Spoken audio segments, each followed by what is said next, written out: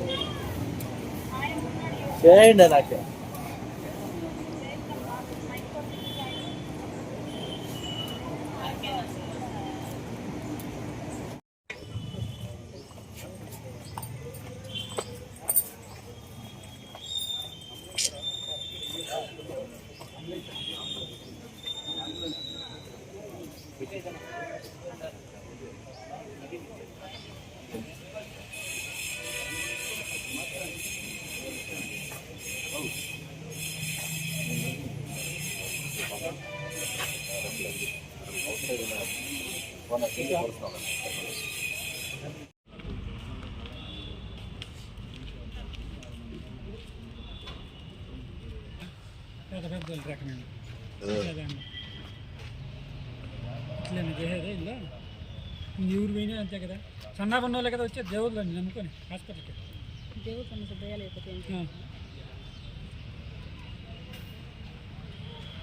అందరూ డాక్టర్లు అంతా ఏం చెప్పారు, నీకు క్లియర్ అయిపోయింది, బాగా నీకు ఏమన్నా ప్రాబ్లం లేదు జీవితంలో, మేము చూస్తామని చెప్పిన వాళ్ళు, హామీ ఇచ్చిన వాళ్ళు.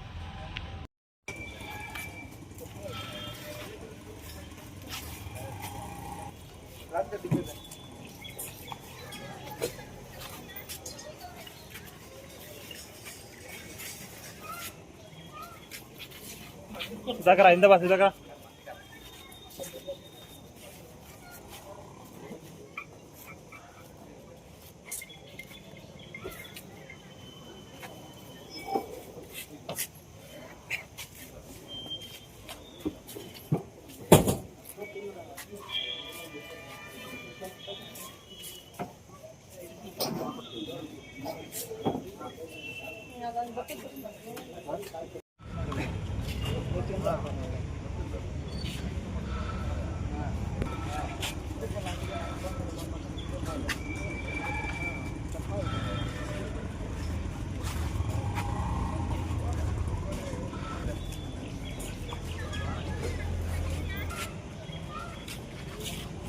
సుధాకర్ ఇంత బా సుధాకర్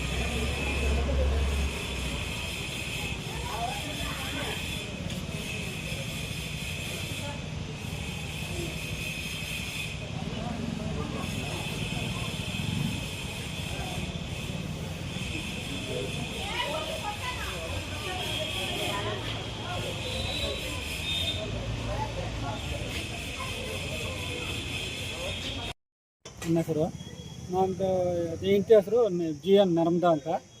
ನಾವು ಆಪ್ರೇಷನ್ಗೆ ಬಂದಾಗ 23ನೇ ತಾರೀಕು ಬಂದಿವಿ. 23ರಿಂದ ಆವತ್ತು ಬ್ಲಡ್ ರಿಪೋರ್ಟ್ ಎಲ್ಲ ಮಾಡ್ತೀವಿ. ಆವತ್ತು ಮಾಡಿಸಿ ಮತ್ತು 24 ಬೆಳಗ್ಗೆ 6 ಗಂಟೆಗೆ ಮಾಡ್ತೀನಿ. 2ನೇ ದಿನ ಬೆಳಗ್ಗೆ 6 ಗಂಟೆಗೆ ಮಾಡ್ತೀನಿ ಅಂತ ಹೇಳಿದ್ರು. ಸರಿ ಅಂತ ನಾನು ಇಲ್ಲಿಗೆ ಬಿಟ್ಟು ಹೋದೆ 6 ಗಂಟೆಗೆಲ್ಲ. 6 ಗಂಟೆಗೆಲ್ಲ ಬಿಟ್ಟು ಹೋಗಿ ಮನೆ ಹತ್ರ ಹೋದೆ. ಕೆಲಸ ಮಾಡಿಕೊಂಡು ಇದ್ದೆ. 8:30 ಎಲ್ಲ ಮಾಡಿಬಿಟ್ಟವ್ರೆ. ಅದು ಅಷ್ಟೊತ್ತಿಗೆ ನಮ್ಮ ತಾಯಿ ಒಬ್ಬಳು ತೀರ್ಕೊಂಡು 10 ಗಂಟೆಗೆ ತೀರ್ಕೊಂಡ್ಬಿಟ್ಟು ಮತ್ತೆ ಫೋನ್ ಮಾಡಿದೆ. ಇನ್ಫೆಕ್ಷನ್ ಆಗಿದೆ, ಏನಪ್ಪ ಮಾಡೋದು, ಈ ಥರ ದೊಡ್ಡ ಆಪ್ರೇಷನ್ ಮಾಡಬೇಕಂತ. ಇನ್ನು ಬೇರೆ ಯಾವುದು ನಾನು ಪೇ ಕಟ್ ಆಗಿದ್ದು ಏನೂ ಹೇಳಿಲ್ಲ. ಇನ್ಫೆಕ್ಷನ್ ಆಗಿದೆ, ದೊಡ್ಡ ಆಪ್ರೇಷನ್. ಸರಿ ಮೇಡಮ್, ಇನ್ಫೆಕ್ಷನ್ ಆಗಿದೆ, ದೊಡ್ಡ ಆಪ್ರೇಷನ್ ಮಾಡಿ ಮೇಡಮ್, ಅಷ್ಟೇ ಆಗುತ್ತಾನೆ ಅಂತ ಕೇಳಿದೆ. ಆಯ್ತಪ್ಪ ಸರಿ ಅಂತ ಇಟ್ಬಿಟ್ರು. ಮತ್ತು ನಮ್ಮ ಹೆಂಡತಿ ನೋಡಿಕೊಂಡು ಹಂಗೆ ಇದ್ವಿ. ನಮ್ಮ ತಾಯಿ ತೀರ್ಕೊಂಡಿರ್ತೀರಲ್ಲ, ಅಲ್ಲಿ ಹೋಗಿದ್ದೆ. ಅಲ್ಲಿ ಕೆಲಸ ನೋಡಿಕೊಂಡು ಎಲ್ಲ ಆಗೋಯ್ತು. ಮಾಡ್ಕೊಂಡು ಮತ್ತೆ ಇಲ್ಲಿ ಬಂದೆ. ಆರಾಮಾಗಿದ್ದು ನಾನು ನೋಡಿಕೊಂಡು ಹೋದೆ. ಸಾಯಂಕಾಲ ಊಟ ತಗೊಂಡು ಬಂದೆ. ಅವ್ರಿಗೆ ಊಟ ಏನು 3 ದಿವಸ ಅಂದರು. 7 ದಿವಸ ಆಗಿದ್ದು ಊಟ ಕೊಟ್ಟಿಲ್ಲ. 7ನೇ ದಿವಸ ನಾನು ಡಾಕ್ಟ್ರ್ ಮೇಲೆ, ನರ್ಸಿನ ಮೇಲೆ ಆವಾಜ್ ಹಾಕಿದ್ರೆ ನಾರಾಯಣ ಸ್ವಾಮಿ ಡಾಕ್ಟ್ರು ಬಂದು ಈಗ ನೋಡಿಕೊಂಡು ಏನಮ್ಮ ಚೆಂದಾಗಿದೆಯಾ ಅಂತ ನೋಡಿಕೊಂಡು ಏನೋ ಚೆಂದಾಗಿದ್ದೀನಿ ಅಂತ ಹೇಳಿದ್ರೆ ಅದು ನಾರಾಯಣ ಸ್ವಾಮಿ ಡಾಕ್ಟ್ರು ಹೋದರು. ಈ ನರ್ಸೊಬ್ರು ಎಲ್ಲ ಹೇಳವ್ರೆ ಒಳಗೆ ನಾನು ಬೈದಿದ್ದು ಎಲ್ಲ ಬೈಯವ್ರಿಗೆ. ಅಷ್ಟೊತ್ತಿಗೆ ಬಂದ, ಏನಪ್ಪ ಎಲ್ಲ ಅವ್ರ ಮೇಲೆ ಆವಾಜ್ ಹಾಕ್ದೆ ಅಂತ. ಇದು ಇದು ಪೇಗು ಕಟ್ ಮಾಡಿದ್ದಾರೆ ವಾಣಿ ಮೇಡಮ್ ಅಂತ, ವಾಣಿ ರೆಡ್ಡಿ ಮೇಡಮ್ ಅವರು ಪೇಗ್ ಕಟ್ ಮಾಡಿದ್ದಾರೆ. ಪೇಗ್ ಕಟ್ ಮಾಡಿದೆ. ಮತ್ತೆ ನೋಡಿಕೊಂಡು ನಾನು ರೆಡಿ ಮಾಡಿದ್ದೀನಿ. ಈಗ ಅದೆಲ್ಲ ಪೈಪೆಲ್ಲ ಹಾಕಿದ್ದೀನಿ, ಆರಾಮಾಗೈತೆ. ಈ ಮೆಡಿಸಿನ್ ಎಲ್ಲ ಆಚೆಗೆ ತಗೊಂಡು ಬರೋ ಅಂತ ಎಲ್ಲ ಮೆಡಿಸಿನ್ ಎಲ್ಲ ಆಚೆಯಿಂದ ನಾನು ತಗೊಂಡು ಬಂದು ಕೊಡ್ತಾಯಿದ್ದೀನಿ. ಎಲ್ಲ ಹಾಕ್ತಾಯಿದ್ರು. ಮತ್ತು 10 ದಿವಸ ಆಯಿತು. 10 ದಿವಸ ಏನೂ ಹೇಳಿಲ್ಲ. 11 ಆಯಿತು. 14ನೇ ದಿವಸ ನಾನು ಇವರು ಏನಾದ್ರು ಸಂತೋಷ್ ಡಾಕ್ಟ್ರು ಇವರೆಲ್ಲರೂ ಆಯ್ತಪ್ಪ ಮಾತಾಡೋಣ ಬರ್ರಿ ಸಂತೋಷ್ ಡಾಕ್ಟ್ರಿಗೆ ಆಪ್ರೇಷನ್ ಆಗಿದೆ ಕಾಲಂತ. ಆಪ್ರೇಷನ್ ಕೋಲಾರ್ಗೆ ಹೋಗಿದ್ದೀನಿ. ಅಲ್ಲಿಂದ ಬರೋಕ್ಕೆ ಬುಧವಾರ ಏನೋ ಬಂದ. ಬುಧವಾರ ಬಂದು ಗುರುವಾರ ಬೆಳಗ್ಗೆ ನಾನು ಮೇಲೆ ಕರೆಸಿ, ಏನಪ್ಪ ಇದೆಲ್ಲ ವಾಸಿ ಆಗಿದೆ, ಇದೆಲ್ಲ ವಾಸಿ ಆಗಿದೆ ಏನಂತ ಹೇಳಿದ್ರೆ ಭರೋಸಾ ಎಲ್ಲ ನಾವೇ ನೋಡ್ಕೊತೀವಿ, ಏನು ಪ್ರಾಬ್ಲಮ್ ಬಂದರೂ ನಾವೇ ನೋಡ್ಕೊತೀವಿ, ಏನಪ್ಪ ಈಗ ಡಿಸ್ಚಾರ್ಜ್ ಮಾಡ್ಕೊಂಡು ಹೋಗ್ತೀವಿ. ಸರಿ ಸರ್ ಎಲ್ಲ ನೋಡ್ಕೊಟ್ಟಿರೋದು 10 ಜನ ಡಾಕ್ಟ್ರು ಎಲ್ಲ ಹೇಳವ್ರೆ. ಈ ಡಿಸ್ಚಾರ್ಜ್ ಮಾಡ್ಕೊಂಡು ಮನೆಗೆ ಗುರುವಾರ ಸಾಯಂಕಾಲ ಹೋದೆ. ಶುಕ್ರವಾರ ಸಾಯಂಕಾಲ ಹೋದೆ. ಶುಕ್ರವಾರ ಸಾಯಂಕಾಲ ಹೋಗಿ ಶನಿವಾರ ಬೆಳಗ್ಗೆ ಸಾಯಂಕಾಲ ಊಟ, ಭಾನುವಾರ ಬೆಳಗ್ಗೆ ಸಾಯಂಕಾಲ 8:30ಗೆಲ್ಲ ಊಟ ಮಾಡಿದು ನಾವಿಬ್ಬರು ಮಾತಾಡ್ಕೊತಾ ಇದ್ವಿ. ಮತ್ತು 9:30ಗೆ ಸೊಂಟ ನೋವ್ತೈತೆ, ಏನು ಮಾಡೋದು ಅಂತ. ಈ ಮಾಮೂಲಿ ಆಪ್ರೇಷನ್ ಮಾಡಿದ್ರೆ ನೋವ್ತಾ ಇರ್ತದೆ, ಅದು ಏನು ಪ್ರಾಬ್ಲಮ್ ಏನಿಲ್ಲ ಅಂತ ಹಂಗೆ ಇದ್ವಿ.